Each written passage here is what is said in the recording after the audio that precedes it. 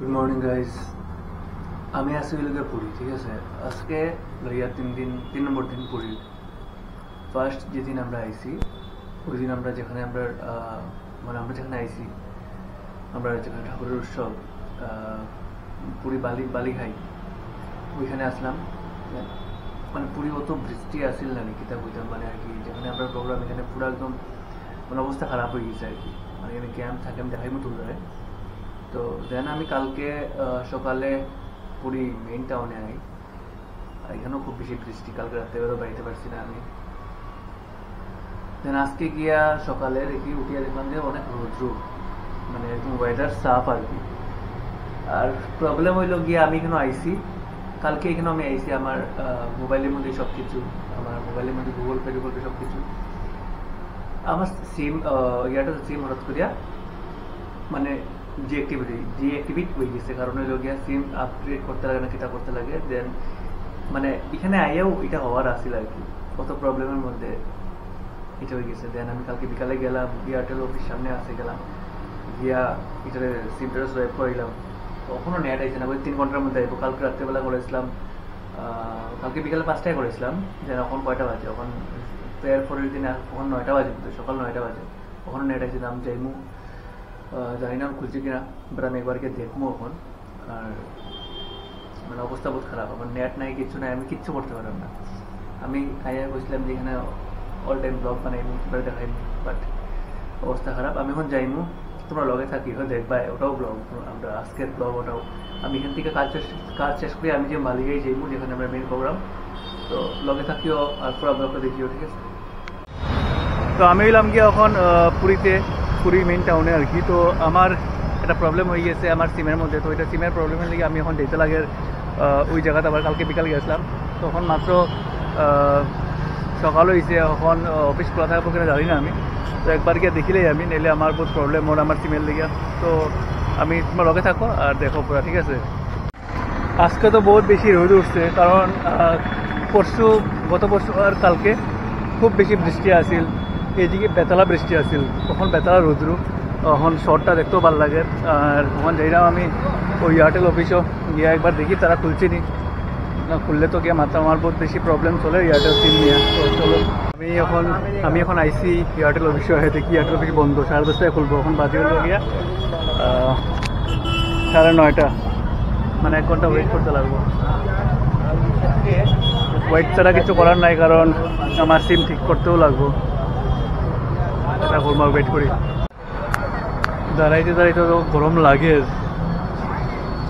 অন্য আসলো বৃষ্টি ভাব, তো আমার জ্যাকেট পরা আসলো, ভিতরে ট্রেনার পরা আসলো, তো খুলিয়ে আইয়া শার্ট পরে এসি আর একটা জায়গার থেকে। এখন ওয়েট করে আমি এয়ারটেল অফিসিয়াল খোলার লেগিয়া, কখনো খুলছে না। আর কত সকাল কোনো খানির জায়গাতেও খানি নাই, আমি বহুত জায়গা দেখে দিয়েছি খানির জায়গা, তো তা করতাম এখন। আর ভালো লাগে না দাঁড়াইতে, বহুত বেশি গরম লাগে। তো এখন আমি যাইলাম বাস স্ট্যান্ড, আর সিম ঠিক করছি। সিমটা হলো গিয়ে কালকে যে ডকুমেন্ট দিতাম, ও ডকুমেন্টে কোনো একটা সার্ভার ডাউনের লেগে রিজেক্ট হয়ে গেছে, তখন আবার দিয়া তখন আমি যাইলাম আমার বাস স্ট্যান্ড গিয়া দেখবো মালিগাই। তো লগে থাকো আর গিয়া দেখাই সব কিছু। তো বাসের অপেক্ষা করতে গেলে বহুত সময় লাগবে, তো আমি ভাবলাম মোটর দিয়ে যাই গিয়া। আর মানে বহুত দূর, তো ভাবলাম যাই গিয়া, ওয়েট করতে আর ভালো লাগে না, কারণ সকাল থেকে ওয়েট করা। আমি এক এয়ারটেল ঠিক করার গিয়া, আর ওখানে এয়ারটেল মানুষের বলে 3 ঘন্টা আমি যাই যাবো, দেখি কী হয় এখন। তখন যাই গিয়া কিছু খাই, কারণ সকাল কোনো কিছু খানিরও পাইলাম না এখানে, কিছু সকাল আগে যাই বালিগেই যাই গিয়া কিছু খাই। লগে থাকিও, আর আমি কিলা যাই তোমরা দেখাই। যাওয়ার পরেও গিয়ে একটা ব্লগ হয়ে এখানে সব কিছু দেখাই তোমরা, অনেক মানুষ আইছে ওই জায়গায় প্রোগ্রামে, তো লগে থাকিও।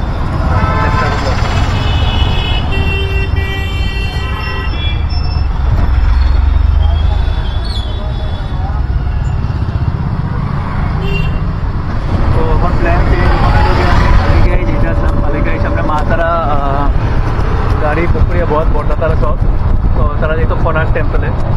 তো আমিও যেমনি তার লগে এখন গিয়া, কারণ আমি আইতে গেছি গিয়া, মানে গেছি তারা সময় মতো আর কি।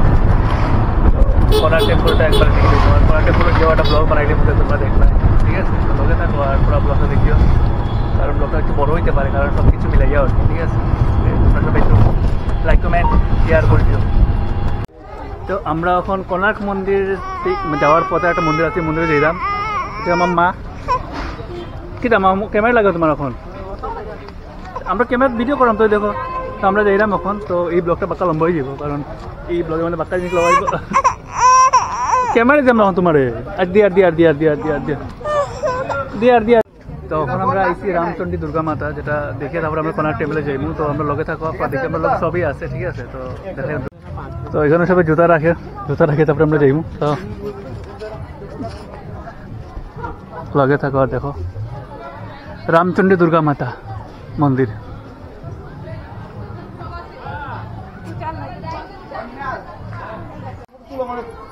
সবাই ফটো তুলে দিব, ক্যামেরা লই।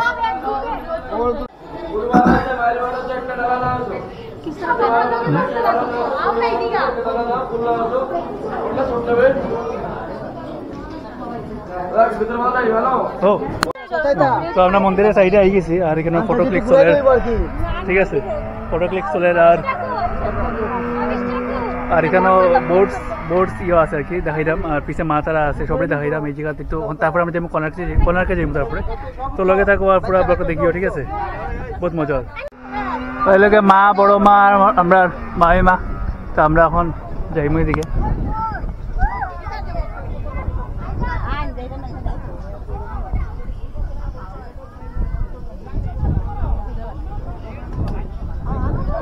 টুপি পরে গেছে, টুপি। তো ও বোর্ড, তারা এরকম বোর্ড।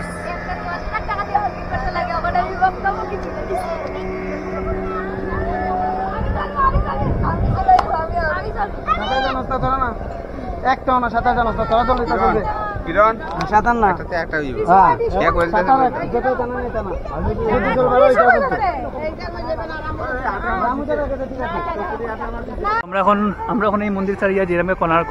তো কোণার্ক গিয়া দেখাই মুখ কিতা আছে কিতা না। আর যদি ক্যামেরা অ্যালাউ করে, কারণ এই মন্দির ভিতরে ক্যামেরা অ্যালাউ করছিল না। তো তবুও আমরা একটু টুকটাক ভিডিও করছি আর কি। তো আমরা এখন যেরাম কোণার্ক। তো লগে থাকো আর পুরো ব্লগটা দেখো, লাইক কমেন্ট শেয়ার করিও। সবই আমরা লগে পিছিয়ে আছে।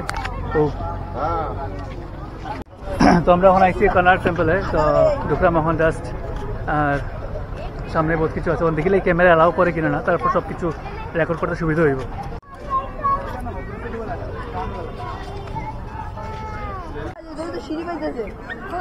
ওই যে টেম্পল। তো এখন কোণার্ক টেম্পলে যাইতাম। তো টিকিট কাটা চলে, বর্দাতার আগে টিকিট কাটে। আর অনলাইন টিকিট আমার অবস্থা বহুত খারাপ, কারণ আমি পুরো পুরীর থেকে ডাইরেক্ট আমি আইয়া ডাইরেক্ট বালুরঘাট থেকে আইয়া ডাইরেক্ট এখানে আই গেছি আমি। আর তো পুরো অবস্থা খারাপ। আর তারপরে আমরা যাইব এখন টেম্পলে। তো লগে থাকিও, পুরো দেখিও ব্লগটা।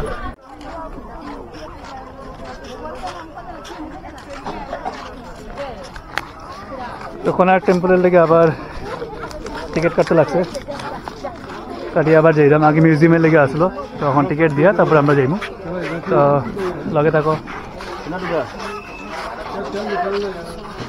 এটার আছে পোকার কাছে আছে।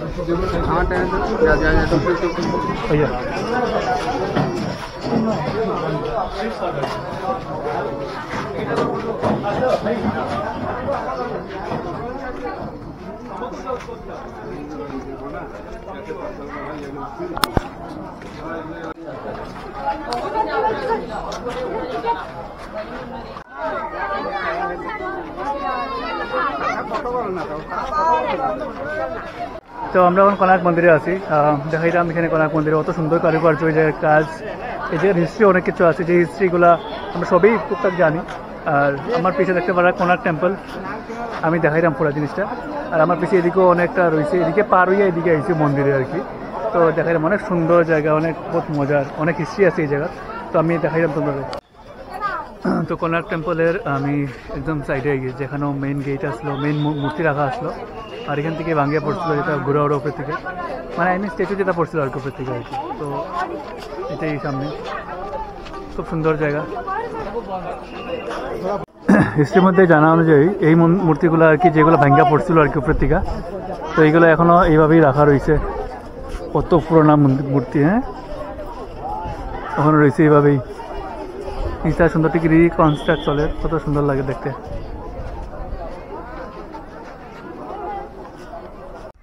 টেম্পলের পুরা সাইডটা দেখো তোমরা একবার, কত সুন্দর, কত বড় এরিয়া লইয়া মানে বেতালা।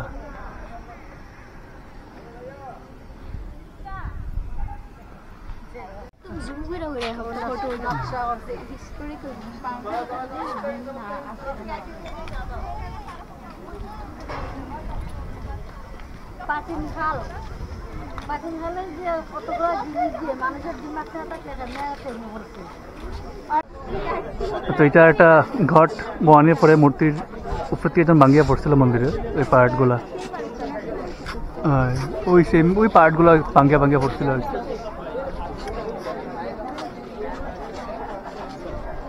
কত আগে পড়ছে বুঝিনি, এখনো সেম রয়েছে জায়গা। হ্যাঁ,